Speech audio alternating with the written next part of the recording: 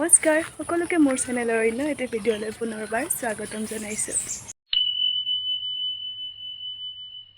এয়া প্ৰায় ৰাতিপুৱা 6:30 বজাতে চকত বাছলৈ বুলি ৰৈ আছোঁ আৰু আজি আমি ক'ত যাম আপোনালোকে হয়তো এতিয়ালৈকে থাম্বনেইল চাই গম পাইছে। আৰু মোৰ লগত আহিছে পিংকি অৰ্থাৎ আমাৰ এটকা আৰু আমি আহি এতিয়া শৰাইঘাট দলং পালোহি।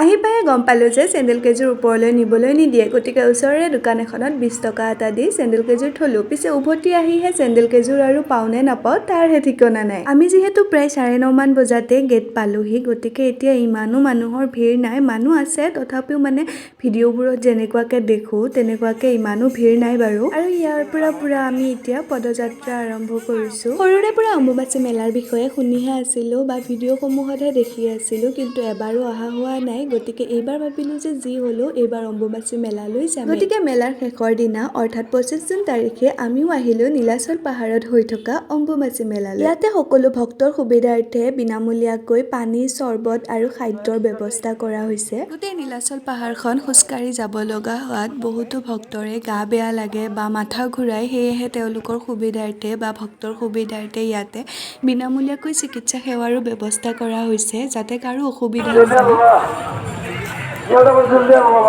খোজকাঢ়ি আছোঁ ৰাইজ।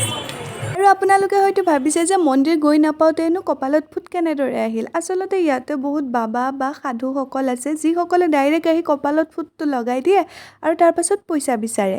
আৰু এনেকুৱা মানুহবোৰ মানে গোটেই ৰাস্তাটোতে আছে। আমিও প্ৰথমতে বুজি নাপাই তেনেদৰে দুবাৰমান ফুটটো ল'লোঁ আৰু তেওঁলোকক মানে 10 টকা 20 টকা দিলে মানে তেওঁলোক সন্তুষ্ট নহয়, তেওঁলোকে 50 টকীয়া 100 টকীয়া বিচাৰে। সেয়েহে আৰু তাৰপাছত ফুট দিব আহিলে কাষেৰে চাইড হৈ কিনে গুচি আহোঁ। ফিলিংছ কেনে? মজা। আৰু অলপ ৰাইজ পাম আৰু গৈয়ে নাপাওঁ বাগৰিবলৈ বাকী খালি।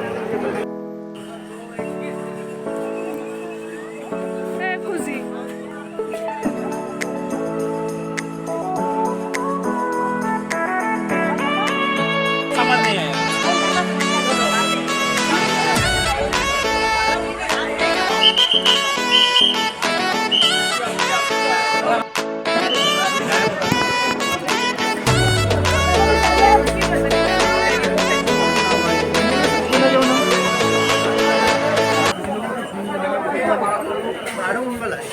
ফাইনেলি প্ৰায় 3 কিলোমিটাৰ খোজ কঢ়াৰ পিছত এয়া গেটখন পালোঁ আৰু যিমানে ওচৰ চাপি আহি আছোঁ সিমানে মানুহৰ ভিৰ বেছি হৈ গৈ আছে। এইফালে গেটখন চাওকচোন, ইমান ধুনীয়াকৈ ফুলেৰে সজাই তুলিছে। মন্দিৰলৈ সোমাই আহোঁতে ভিডিঅ' আৰু কৰিবই নোৱাৰিলোঁ, যিহেতু মানুহবোৰ জুম হৈ যাব ন ভিডিঅ' কৰি থাকিলে। সেয়েহে একেবাৰে ভিডিঅ' কৰিব নিদিয়ে বা জুম পাতি তাত থাকিব নিদিয়ে, মানুহবোৰক মানে ডাইৰেক্ট আহিয়ে থাকিব দিয়ে। আৰু মন্দিৰলৈ সোমাই আহিয়ে আগতে পুৰা আধা ঘণ্টামান ইয়াতে বহি লৈছোঁ, যিহেতু খোজকাঢ়ি বহুত ভাগৰ লাগিছে, গৰমো লাগিছে বহুত।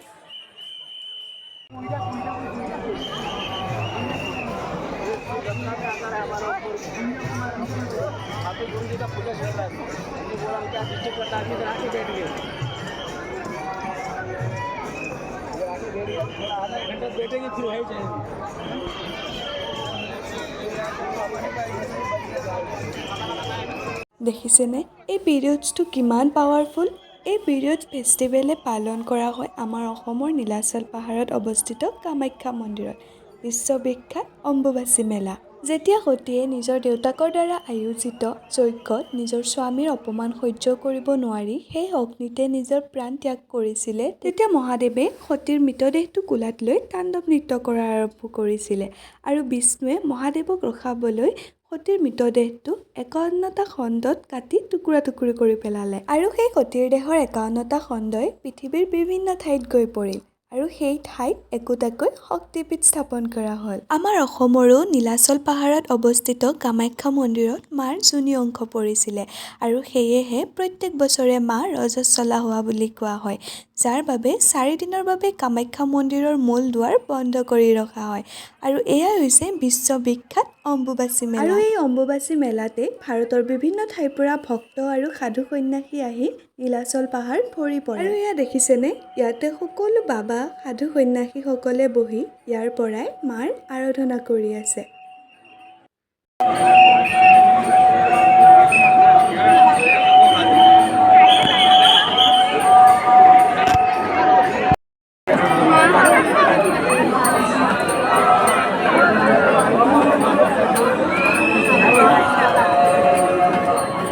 আমি সেৱা কৰি মন্দিৰৰ পৰা ওলাই আহিলোঁ, যিহেতু ইয়াতে আৰু এনেই ৰখি থাকিব নিদিয়ে।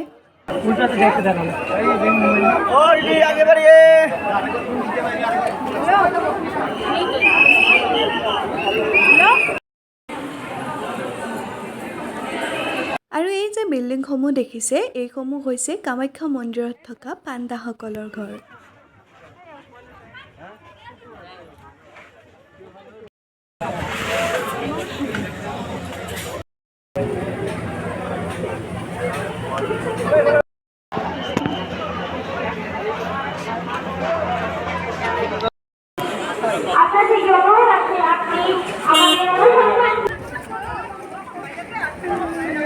কেনেকুৱা লাগিছে মইনা খোজকাঢ়ি কাঢ়ি ভৰি পুৰি গৈছে, নিচিনা হৈ আছে, ভৰি পুৰি গৈছে একদম।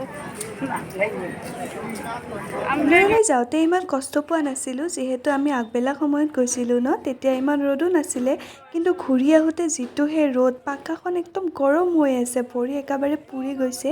আৰু এই পানীখিনি পাইহে অলপ শান্তি পাইছোঁ জানে। আৰু এওঁলোকক দেখিও একেবাৰে বেয়া লাগি গৈছে। তেওঁলোকেতো নিজৰ পেটৰ বাবে এনেদৰে ৰ'দখনত থিয় হৈ থাকিব লগা হৈছে ন, ইমান কষ্টত। তেওঁলোকক হয়তো ভগৱানেই শক্তি দিয়ে। এনেকুৱা এটা দিয়ক।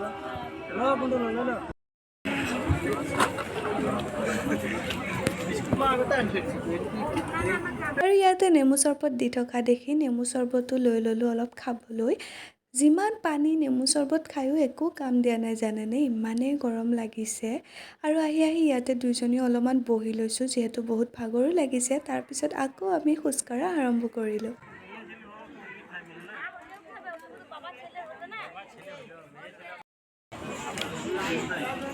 এইখিনি বেছি কম লাগিছে, পুৰিছে ৰাইচ, এইখিনি বেছি পুৰিছে।